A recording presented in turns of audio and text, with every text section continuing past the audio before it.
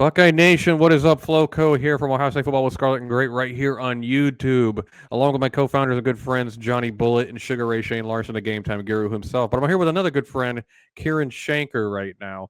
High school football coach, former high school football player, graduating from the Ohio State University. Uh, Buckeye fan, but objective college football fan as well.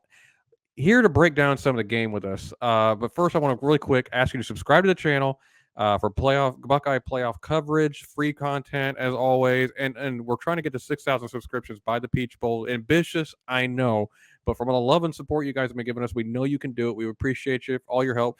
Share the channel, subscribe to the channel, comment on the video, like what you see, like if you see what you see on the video. I don't know why I said like 43 times there. Anyway, guys, appreciate you as always. We're going to get right into it. Kieran, we got a big game on December 31st, man. New Year's Eve. Are you excited? Yeah, I'm excited. Just graduated from OSU, hoping that maybe a bit of a storybook ending after some disappointment to my last game as a student. But no complaints from me. I'm an optimist at heart. I'm excited to see them play. We'll be watching on TV. I'm here in San Francisco on a little family vacation. But now we're going to get into some keys, dig a little deep into this game, and it won't be homer bias. We are liking some of what we see and think the Buckeyes have a chance here. Yeah. Look, don't get me wrong. Georgia's an elite team. That's a fact. I mean, I'm not taking anything away from them. They deserve to be favored in this game. I'm not upset that they're favored. I get it. I'm totally fine with it.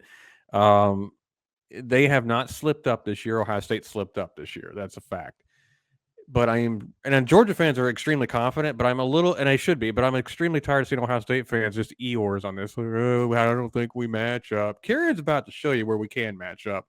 And not all of it's going to be 100% positive. There's going to be some matchup concerns because it's against an elite team like Georgia. There's always going to be matchup concerns. But Kieran's going to maybe strengthen your knowledge on what to look for in this game, and maybe you could start to see some things. Hey, maybe Ohio State could be successful here. So first, I want to start with you on the Ohio State defensive front six. Kieran, what did you notice when you were looking at the film on this? Yeah, I think the front six at times this year really took over games. I know there were those big plays against Michigan, a gap here and there, some missed tackles, but a good game from the front six would be huge from Ohio State, mainly because not only do they have the capability to do it, but the front six is also going to have to impact the passing game to a large extent because Stetson Bennett has been pretty accurate with the football. He likes to extend plays. I say what really sticks out to me when I think about this front six is, can JTT have a dominant performance? Can someone else win one-on-one? We know Zach Harrison's had a solid year. He oftentimes will line up on the edge. And JTT has lined up in different positions, and he's honestly someone who can win one-on-one any point on the defensive line in the passing game. And at the running game, he's going to play that strong side defensive end position. Tommy Eichenberg has played well all year, was snubbed a bit from the awards, right? Yeah.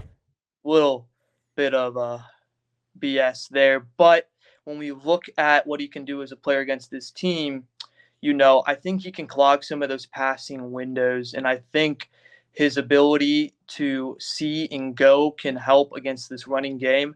It's got to be a great play from the interior line. We look to see the two guys who really played the most, Taron Vincent, Ty Hamilton, to really step up and make an impact, whether it be destroying blocks or maintaining, not just maintaining gaps, but also potentially being disruptive. And we really hope the young guys can play. We really hope that the young guys, Tyleik Williams and Michael Hall, can really step in there. We know they're aggressive players, and really the front six playing smart football can make an impact, as Georgia's really going to try to get 5-6 yards of carry. And then really they will take some shots. They will do some longer developing plays as well. And we know with that tight end group, with Brock Bowers, obviously is the main threat. He can win all over the field. The dude moves like a wide receiver one, and he blocks like a tight end one. But I have to say, I think the same exact thing about Darnell Washington. He may not be as fluid as Brock Bowers, but man, is he explosive, and he can win at the catch point.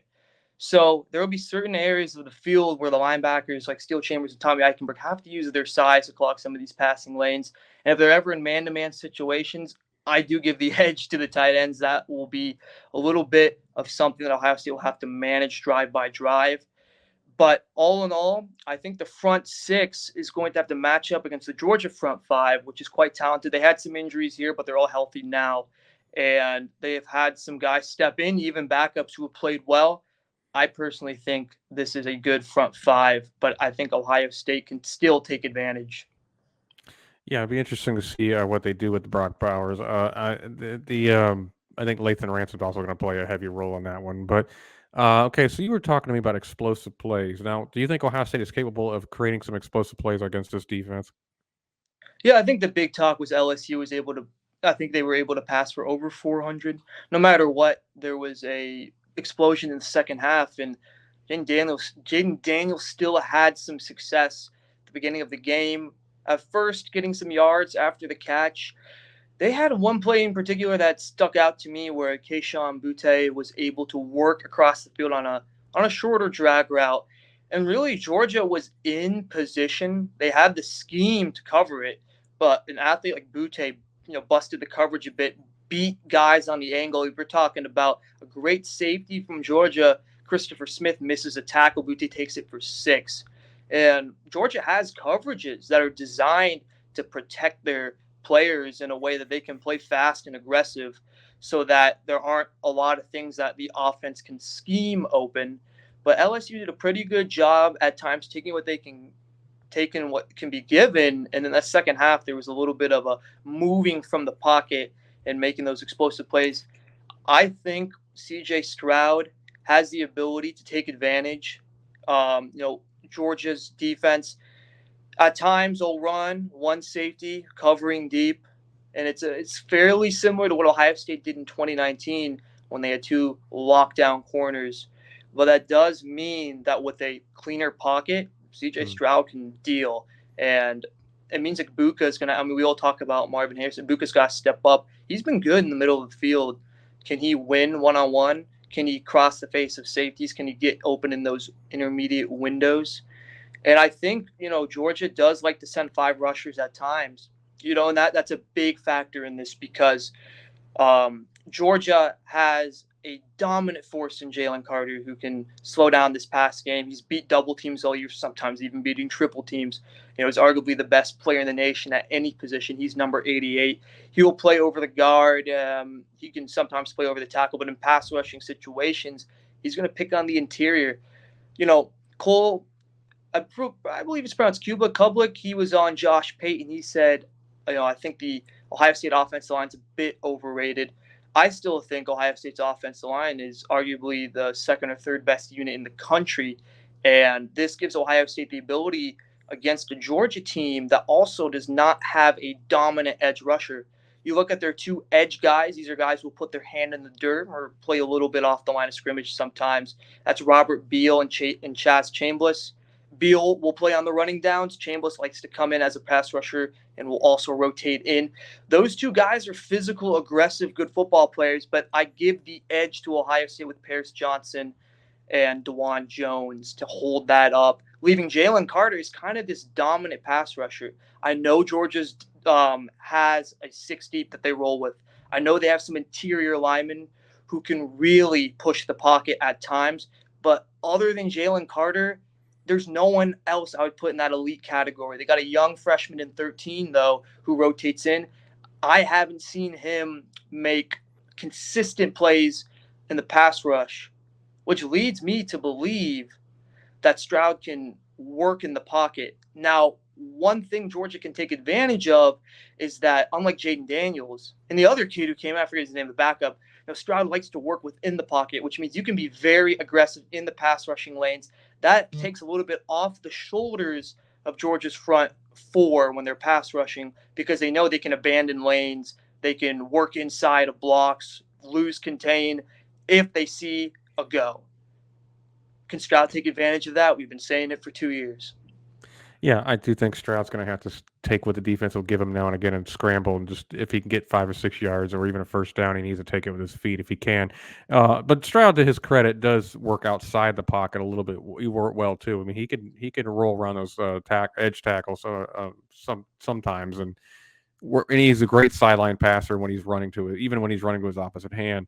My issue with Stroud though, sometimes he gets a little happy feet and he bails a little too quickly, but against Michigan, for example, Stroud had all day to eat a sandwich, and just, I mean, like most of the game, he was just sitting back there camping. So Stroud needs to, in my opinion, uh, not try. He's going to have to throw some people open rather than wait for guys to break open.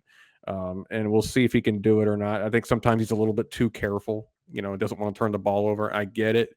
You're coached not to turn the ball over and protect the football, but sometimes you need to take chances as well and let your instinct. Mark Burnell always said sometimes when you get out there, whatever the coach has taught you kind of goes by the wayside. You just have to let instinct take over, and we need to let CJ Stroud let instinct take over rather than completely act like a coach robot sometimes. But yeah, this is the game where Paris Johnson Jr. can make a ton of money. So see how that goes. Do you real quick before we move on to another topic? Do you think Jones, Jackson, and Whippler can handle Carter to some degree? I don't mean they're not. He's gonna make plays. I know that. I'm not an idiot. Sometimes I am, but not tonight. He's gonna make a play here and there. He's gonna be disruptive. Do you think that they can at least slow him down? Yeah, I think it's cliche when I say get two hats on him. I think one on one, everyone else can hold on their own. Even if they send a backer, I mean, they could send a backer same side and try to, you know, get an Chip him a open little lane. bit. Yeah. Yeah, try to get an open lane. They could try to stunt, which we could see. They don't, from what I remember, they don't do a ton of stunts up front, but they like to send Dumas Johnson a lot, who's their starting strong side inside linebacker. He's fast, but to slow down Carter, it's not something that's going to be done, I believe, with just saying base pass protection. I'm no Yeah. expert on that.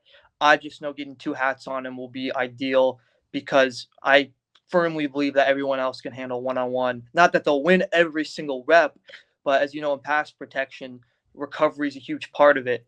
So even against these guys, if they can get a first step or get some power on the inside of the pads, I think that Jackson, Johnson, all these guys, Whipler, Jones, and Jones, they can hold their own. And that leads me to another thing is that they like to send five at times, so they like to either send four rushers with three defensive linemen and a linebacker blitzing inside, or four with an inside backer. And LSU took advantage on a couple plays where one thing OSU can do is snap the ball fast.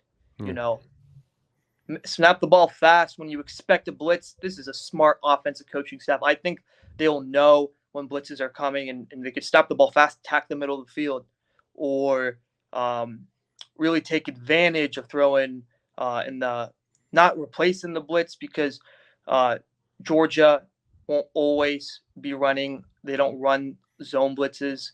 They run similar to where it's a match coverage, which means they'll run all of their coverages are similar to man, Mm-hmm. and it sticks with that on the blitz. And it won't just be against the blitz that there will be advantages to take of. I think Ohio State also has to kind of bank on some of these lower percentage plays as well. Fade on first down to Marvin Harrison. So if they're running aggressive coverage on the outside, if Keely Ringo, who's been the talk of that secondary, lining up at 6'2", 200, if he's on the outside against Marvin Harrison, the whole staff knows that's a win for Marvin Harrison. Not that Keely Ringo is an unimpressive corner, but even against Georgia without the blitz, even if they're dropping eight, if their safeties are playing more conservatively, even if they're running, a coverage to where the safeties are playing a little bit more deep, I still think that the lower percentage, the more high risk plays, Ohio State has to put the gas pedal on that. whether it's a fade to Harrison, whether it's attacking him in the intermediate part of the field and just banking on him winning to get separation against Ringo. What they'll do on passing downs is they'll allow their safeties they can either have a pure bracket on Marvin Harrison, depending on what side of the field he's at, what formation. They'll try to have one guy as an extra helper.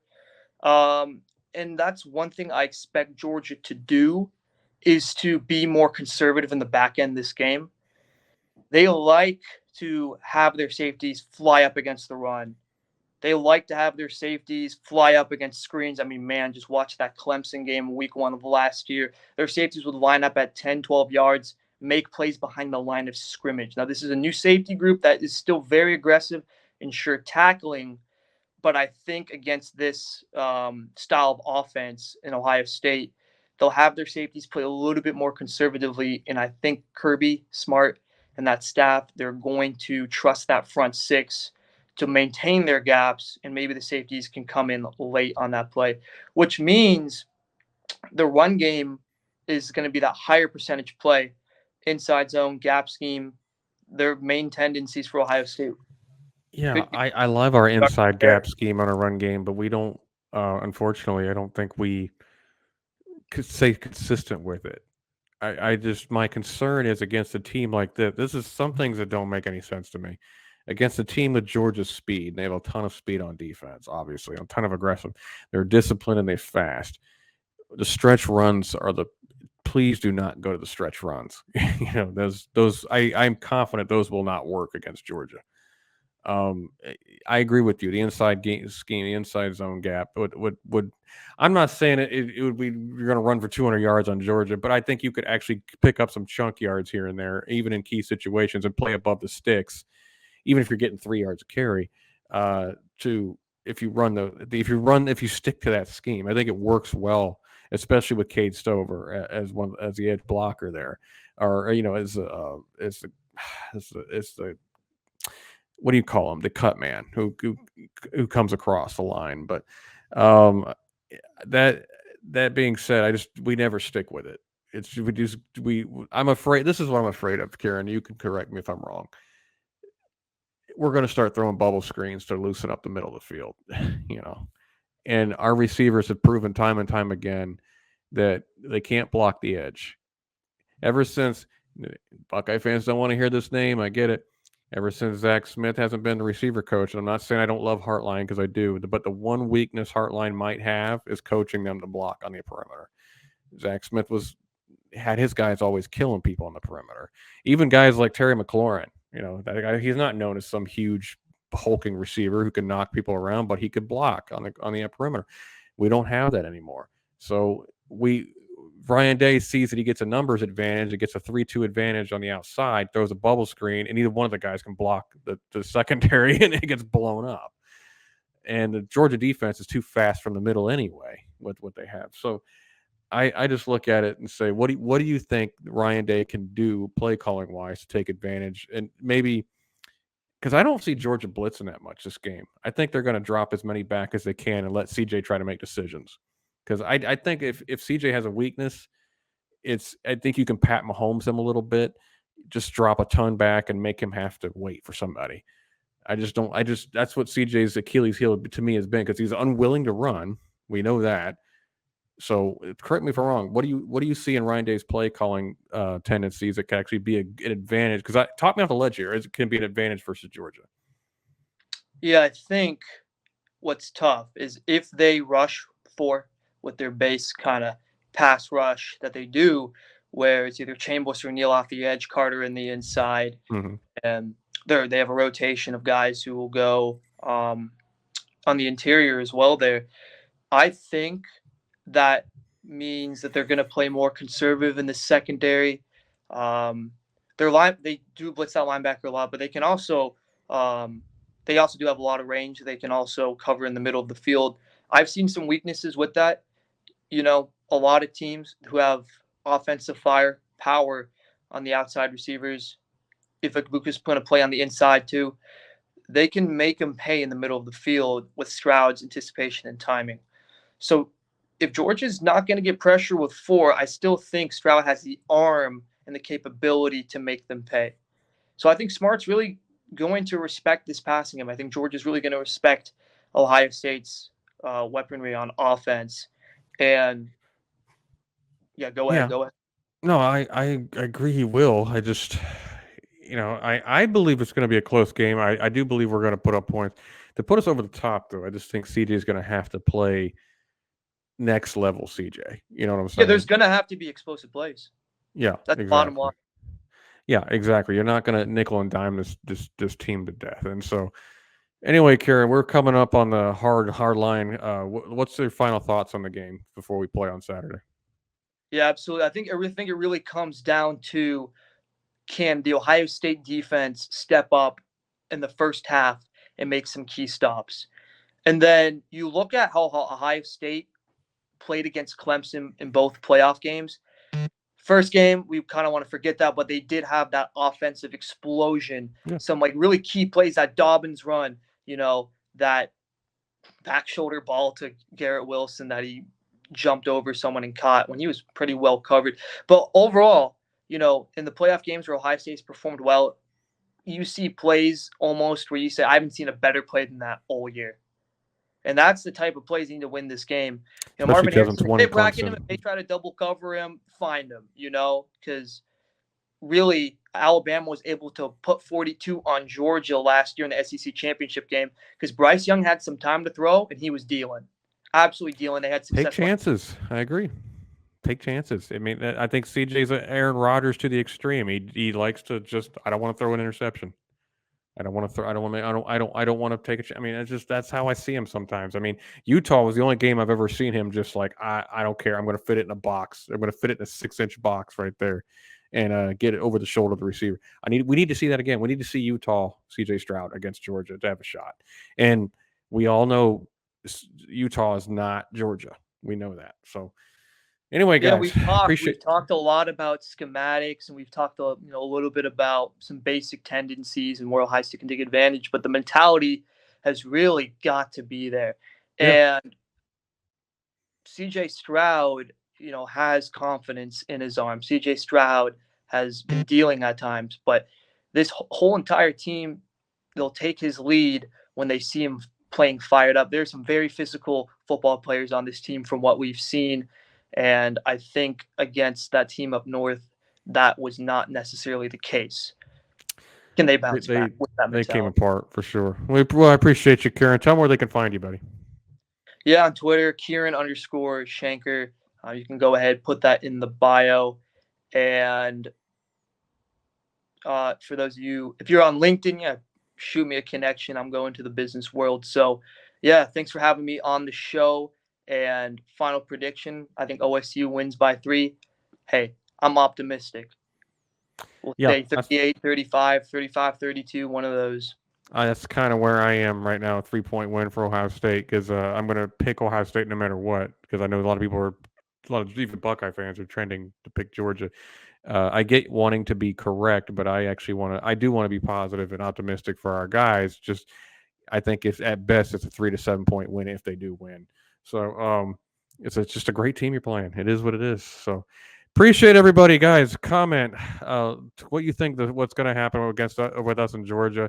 What do you think about Kieran's expertise on these topics here? What do you agree with? What don't you agree with? Tell me I'm an idiot for what I said. I don't care. Whatever you want to say, guys. We want to hear your opinions. Like the video if you like what you like. If you like what you saw, subscribe to the channel. Appreciate you guys. 6,000 subscriptions. Buy the Peach Bowl. We're trying for it. Appreciate all the love and support, guys. As always, goodbye. God bless. And, of course, without saying, go Bucks.